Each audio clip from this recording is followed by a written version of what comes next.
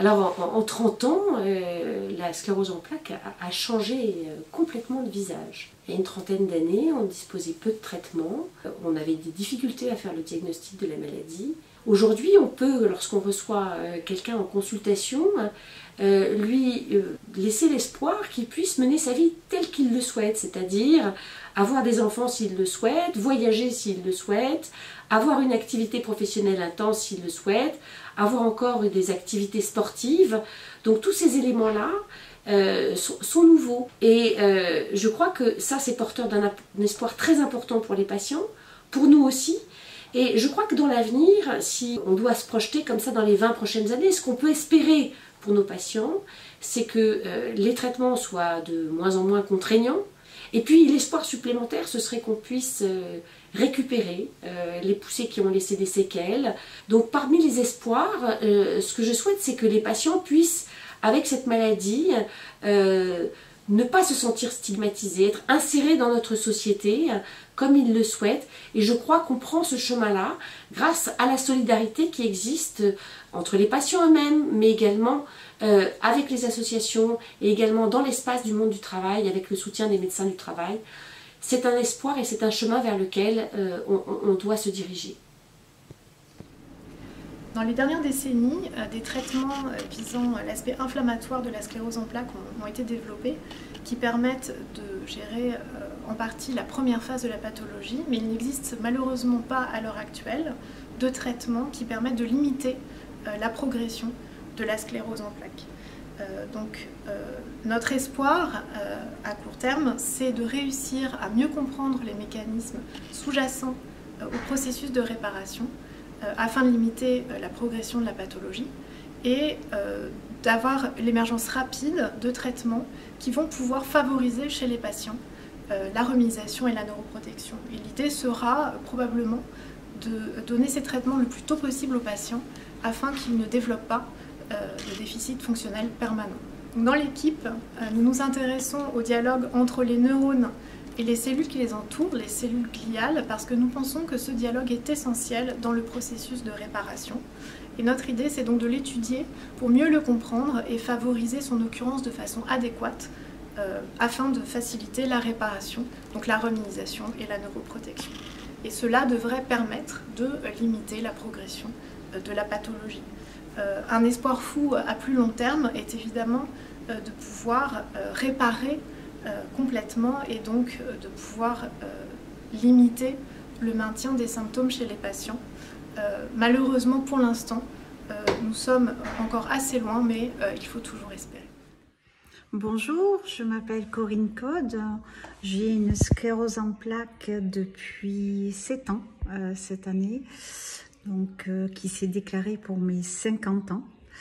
Voilà, et en ce jour de la journée de la femme, je place tous mes espoirs sur le fait que nos scientifiques trouvent une solution, un traitement pour nous accompagner et que la maladie arrête de progresser. Parce qu'aujourd'hui, la maladie progresse toujours.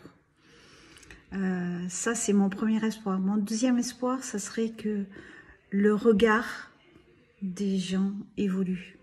Qu'on arrête de me regarder comme si j'avais trop bu. Comme si j'étais une moins que rien parce que je me gare sur une place handicapée. Comme si... quelque part, il y a de la pitié aussi dans les regards. Donc en fait, cette maladie vous amène beaucoup de handicaps invisibles que vous devez gérer au quotidien. Et je fonde beaucoup d'espoir sur l'évolution de la mentalité en fait des personnes. J'espère que l'ARCEP arrivera à avoir assez de dons pour faire toutes les recherches indispensables pour faire évoluer cette maladie. Merci pour tout. Il y a 50 ans, la sclérose en plaques était une maladie quasi inconnue du grand public et angoissante pour ceux qui la côtoyaient. Il y a 40 ans, elle ne représentait qu'un petit chapitre dans les études médicales. Mais il y a 30 ans, apparaissent les premiers traitements actifs. Et il y a 20 ans, ils commencent à prouver leur efficacité. Depuis, la recherche ne cesse de progresser. Le patient est de plus en plus écouté et entendu. Des approches pluridisciplinaires sont mises en place dans les CHU. L'IRM permet un meilleur diagnostic et surtout plus précoce. L'activité physique, longtemps décriée, est dorénavant recommandée. On ne dit plus aux jeunes femmes que la maternité leur est déconseillée, et voire même parfois interdite. On ne dit surtout plus aux patientes et aux patients que leur seul horizon est désormais le fauteuil roulant. Ces évolutions, je les vis, je les vois, je les perçois depuis plus de 25 ans auprès de mon mari, lui-même atteint de sclérose en plaques, mais aussi plus largement depuis 2010 dans mes rencontres avec patients, patientes, familles, en tant que bénévole et délégué de la Fondation ARCEP. Le rôle de l'ARCEP depuis sa création en 1969 a été et reste majeur. Les fonds collectés permettent chaque année le financement de plusieurs projets de recherche conduits par des équipes françaises ou européennes. Au-delà de l'aspect médical, la création en 2010 de Solidaires en peloton, devenue la marque sportive de la Fondation ARCEP, a permis d'élargir la collecte de fonds, de mieux faire connaître la maladie au grand public et surtout de créer un collectif de patients, familles et amis qui peuvent se retrouver et échanger dans un contexte élargi, souvent festif et toujours bienveillant. Cependant, la sclérose en plaques, maladie sournoise, reste pleine d'embûches pour le patient et souvent difficile à comprendre pour l'entourage. Elle demeure une maladie incurable et aucun traitement n'existe encore pour les formes progressives. Alors oui, l'espoir est dans la recherche. Continuons à la soutenir aux côtés de l'ARCEP et soyons tous des passeurs d'espoir.